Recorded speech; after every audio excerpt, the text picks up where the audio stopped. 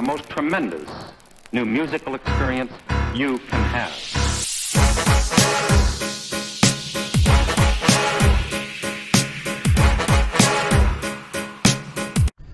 Hey, what's good, y'all? It's Logan, and I'm here just so I can give y'all this quick review video for this Goodie Mob album and then the Aesop Rock project as well.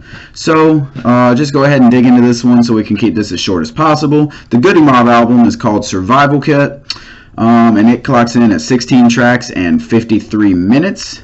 Now, Goodie Mob, if you don't know who they are, of course, is a hip-hop group. Most famous member, of course, being CeeLo Green. And they have not been that active recently. They're more so known for their music back in the 90s, with Soul Food coming out in 95. That is my personal favorite album by them. I think most people agree with that. Their most recent album came out in 2013 with Age Against the Machine.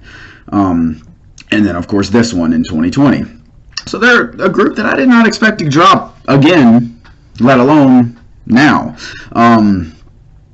So I was pretty excited going into this one. Again, you know, just a classic hip-hop group. Maybe not the most well-known, but generally speaking, most people know them to a degree. And you can tell that they're a classic group based on who gets involved in it. You get features on the intro from Chuck D. You get Andre 3000 on No Cigar. Then the very next track, Pray for the Sheep with Big Boy. So you get a couple solid features here throughout, and then you also get some solid bars by the main artists of the group. Specifically, I really enjoy the song Amazing Grace. It is the last track on here, where they're just breaking down aging and the great things about aging, because it is spelled G-R-A-Y-S, not Grace, G-R-A-C-E. It's grays, as in like gray hairs. And I just thought that was great. You know, they're talking about getting all wrinkly, old, and stuff like that, and the things that come with that, the things they've learned throughout their life. And I really enjoy that because, you know, I think we really put a premium on being young, which it is great to be young. Definitely don't wish for your life to go by just so you can do certain things or whatever. Enjoy your life, but you should also do that once you get to that older age, your 40s, your 50s, 60s, 70s, so on. So I really enjoy the message that they're sending there. Also, all throughout this project, you get some solid political commentary, specifically like on the track Calm Before the Storm. I just really enjoy how they're breaking down different things here. Overall, I really enjoy this project, but it's not one that's going to rope me in and have me come back to it. It does go on for a little bit long, clocking in at 16 tracks and 53 minutes again, like I said earlier. So there are times where it just kind of goes on for a bit too long, but overall I really enjoy it, and I think it's a solid 7 out of 10. Now moving on to the next one, Aesop Rock. Spirit World Field Guide. Now, this is an underground artist, probably one of the most well-known underground artists ever. I mean, you can kind of flip a coin whether you're going to call him underground or not, but he has some solid projects, specifically the Impossible Kid, I know everyone likes, and then going back to his earlier days, you have Labor Days.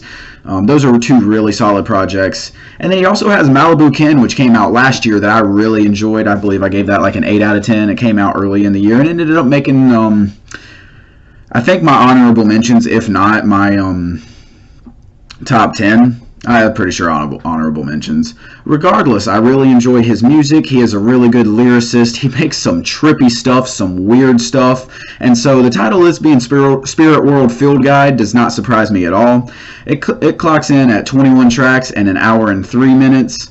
So it's a bit on the long side, but you don't always notice that with him. Like, his flows can get so intricate. He can go fast and then he can dial it back some. He has a really nice sounding voice to go over a lot of these beats. And then, of course, he has a lot of like video game type, extra worldly type beats that he flows over, which fit very well with him.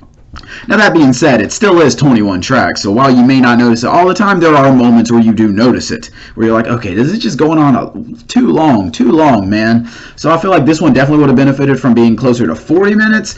I'm not saying it needs to cut down to 20 minutes like a lot of people are doing now, but, you know, 40 to 50 minute range, something like that, I think would have really benefited this one, because then, like, he had enough content in there that you want to stick around, you want to hear more, but once it starts getting past that 40 minute, closer to that hour minute, that hour length, it just kind of feels like it's going on for too long, you know?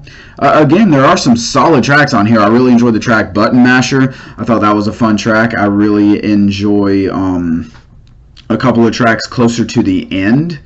I mean, altogether, I can't think of a track that I really hated. You know, I could see myself coming back and listening to this entire project again. I honestly don't see myself coming back and listening to certain tracks. If I listen to this again, it will be the entire project, because even though it is an hour long and it does feel like it goes on for too long, it still has that entertainment factor to where if I just feel like listening to it, I can get through it easily and not complain. It's just I have to feel like I want to, and I don't see myself doing that very often, you know. But I have no complaints with this being in his discography. I'm not going to say it's his worst album. It's not his best, though, either. Overall, I'm feeling a solid 7.5 out of 10 on this one, and this was probably the best thing that dropped this week. You can give it a toss-up between this and the Goodie Mob one. The other stuff, not as good. That's pretty much all I have for y'all on this one. Expect a couple reviews next week. We had a surprise release this week, and we had a couple that were pretty decent, if not good.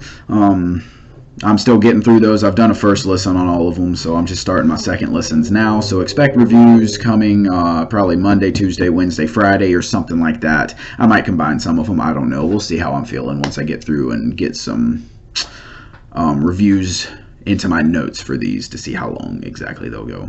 That being said, make sure to hit the like button, comment, sub, hit the bell next to my name for notifications. I appreciate y'all watching this, and I will hit y'all up next time.